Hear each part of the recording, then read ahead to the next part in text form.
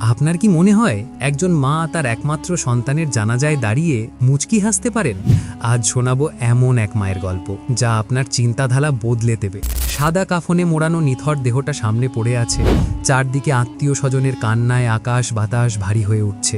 কিন্তু সবার নজর ছিল সেই মায়ের দিকে, যিনি পাথর হয়ে দাঁড়িয়ে নেই, বরং শান্তভাবে ছেলের কপালে শেষবারের মতো একটা চুমু খেলেন।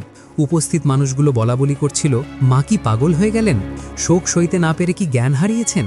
কিন্তু মা ধীর স্থির কণ্ঠে বললেন, আমার সন্তান তো কোনো অন্যায় করেনি, সে তার রবের কাছে ফিরে গেছে। যে রবের সাথে তার কোনো আড়ি ছিল না, আমি কেন কাঁদব? ছেলের নিথর দেহটা যখন অন্ধকার কবরে নামানো হচ্ছিল, তখনও সেই মায়ের চোখে পানি নেই।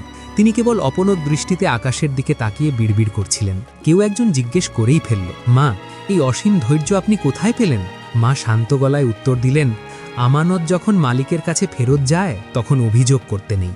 কিন্তু দৃশ্যপট বদলে গেল রাতের আধারে। ফাঁকা ঘরে ছেলের জায়নামাজ আর ছোট টুপিটা যখন মা বুকে জড়িয়ে ধরলেন, তখন আর নিজেকে ধরে রাখতে পারলেন না।